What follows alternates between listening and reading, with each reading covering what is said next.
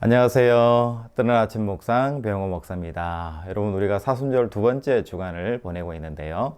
여러분, 이 사순절 기간에 예수 그리스도에 대해서 깊이 묵상하시고 또 생각하셔서 한 가지라도 배울 수 있는 사순절 기간 될 수 있기를 주님의 이름으로 축복합니다. 오늘 우리가 함께 나눌 말씀은 욥기서 35장 6절, 7절 말씀입니다. 그대가 범죄한들 하나님께 무슨 영향이 있겠으며 그대의 악행이 가득한들 하나님께 무슨 상관이 있겠으며 그대가 의로운들 하나님께 무엇을 드리겠으며 그가 그대의 손에서 무엇을 받으시겠느냐. 아멘. 엘리후의 세 번째 변론의 말입니다. 오늘 본문에서 이야기한 것처럼 엘리후는 결국 논쟁과 변론을 통해서 욥의 어떤 실상에 대해서 계속해서 지금 지적을 하고 있는 거예요. 여러분, 계속다를 통해서 엘리후의 이야기를 지금 경청을 하고 계신데요. 욥이 지금 정말로 절실하게 필요한 것은 바로 위로거든요.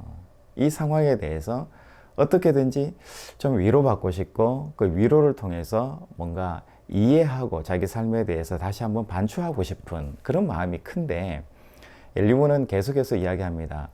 너가 의롭다고 이야기하는데 그 의로움이 결국 하나님 앞에서는 아무것도 아니지 않냐. 너가 고통스럽다라고 이야기를 하는데 세상에는 너보다 더 고통스러운 사람이 얼마든지 많이 있어. 그 고통이 하나님 보시기에는 매우 작은 것일 수도 있고 많은 고통의 현장에서 하나님은 개입해 계신데 굳이 욥의 너 고통에 대해서 먼저 간섭하고 해결해야 될 이유가 뭐가 있냐. 이렇게까지 엘리후는 욥의 고통에 대해서 평가하고 이해하고 이야기를 합니다. 여러분, 우리가 상대방의 이야기에 대해서 경청하고 공감하는 것이 굉장히 중요하다라는 것을 여러분 아시잖아요.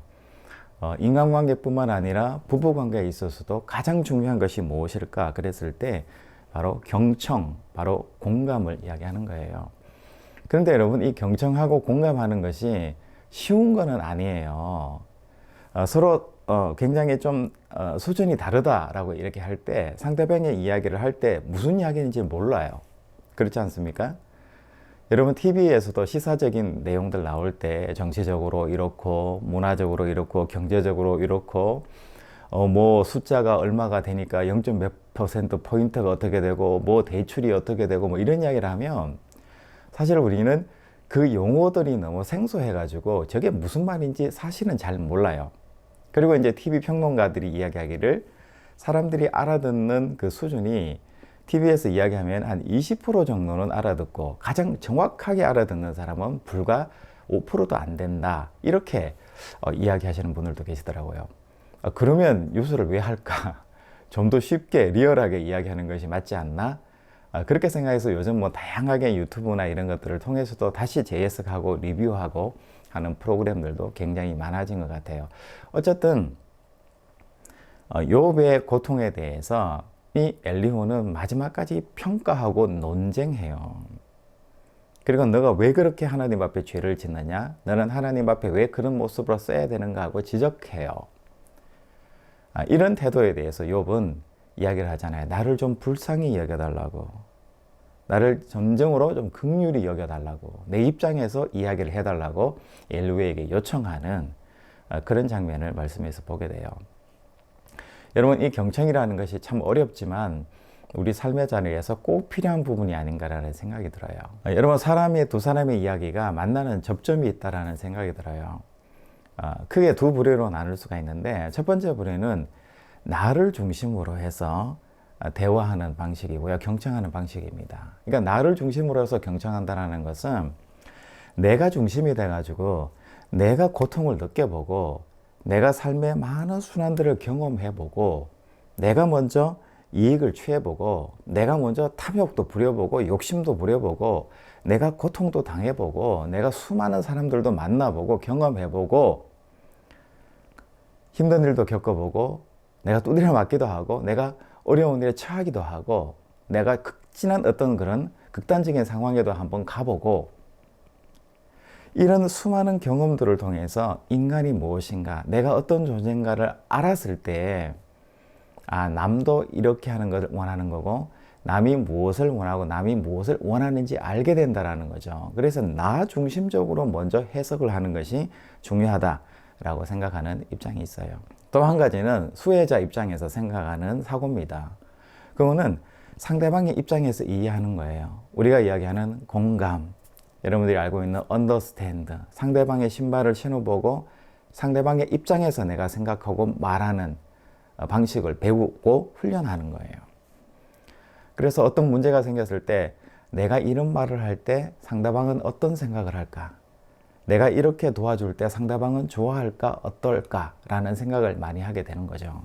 그런데 우리는 대체적으로 일반적인 경우에는 내가 수혜자 입장에서 서서 수혜자 입장에서 공감하고 경청하고 이야기를 한다라고 하지만 문제는 내가 그것을 경험해 보지 않고 내가 어려운 상황을 경험해 보지 못했기 때문에 그 사람을 진정으로 돕지 못하고 이해하지 못하는 경우들이 허다하게 많다라는 것을 이야기를 해요. 여러분, 사순절 기간인데 우리가 예수님의 십자가와 죽음 그리고 찬란한 부활을 우리가 생각하고 함께 그 삶을 살자라고 해요. 우리가 예수님의 십자가를 경험해 보지 못했습니다. 우리의 삶의 자리에서 예수님의 그 고난을 우리가 경험해 보지 못했잖아요.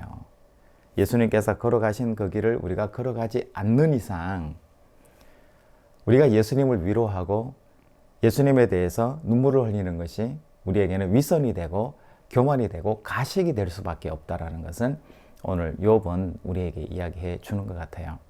여러분, 전자의 길을 한번 걸어가 보시기 바랍니다.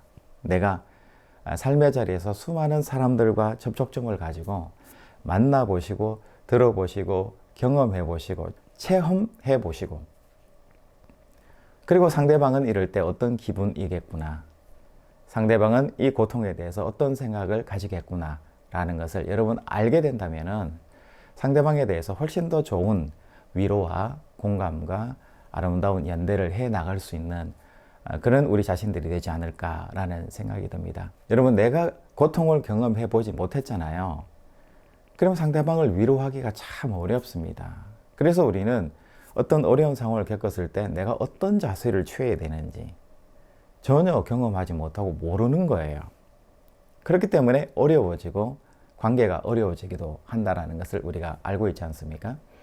여러분, 철저하게 우리 자신들의 삶의 자리를 순수하게 열정적으로 살아내는 오늘 하루의 삶이 됐으면 좋겠어요. 그냥 닥치는 일에 대해서 도덕과 형식과 사람들이 주는 그 울타리를 가지고 평가하고 사람을 바라보지 말고 내가 만나보고 경험해보고 체험해보고 내가 말해보고 내 말이 옳은 말인지 잘못된 말인지 한번 평가도 받아보면서 내 삶을 새롭게 한번 잘 리빌딩 해보는 그런 하루가 됐으면 좋겠다라는 생각이 있습니다. 여러분, 사순절 기간 아름답게 잘 보내시고요. 한 가지라도 말씀 안에서 실천해보는 여러분들의 오늘 하루가 될 수 있기를 주님의 이름으로 축복합니다. 여러분, 내일 또 뵙겠습니다. 샬롬.